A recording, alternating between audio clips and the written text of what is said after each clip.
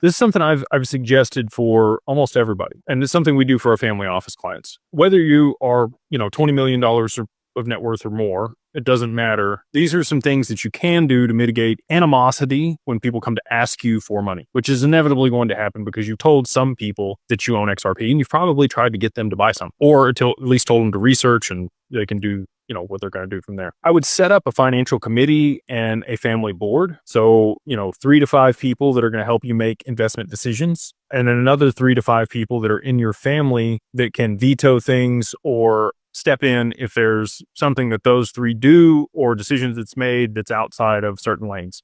So let me give you an example. Your financial committee could be, again, your wealth advisor.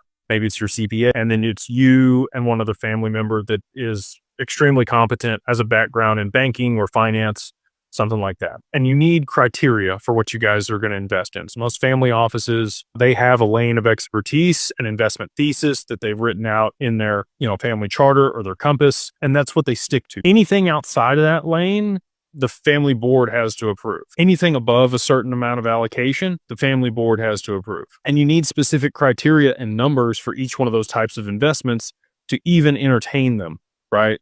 So your cash on cash, your IRR, your ROI, your payback period. There could be lots of things for real estate.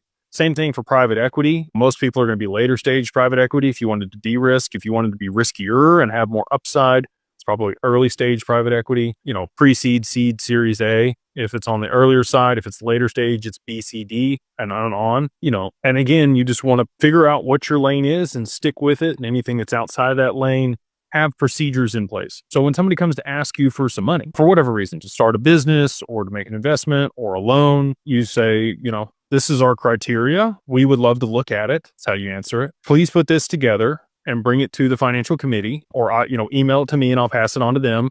And as long as it meets our criteria, we would love to participate and give you the funds. If it doesn't meet the criteria that you've structured, then it's a no. And then they can't really be mad at you because you didn't tell them no. You have a system and a process in order to protect and grow your wealth over time. And most people, I think, would respect that. And if they don't, you probably didn't want to do business with them anyway. And most of the people that, after you tell them that, they're never even going to bring you the proposal. They're not going to give you the data room. They're not going to show you the deck associated with whatever the investment was or the business plan. They're just, going to go on about their business because they don't have any of that stuff available, or they don't even want to put it together. So that would be my recommendation for people. Again, you don't need $20 million to set this stuff up.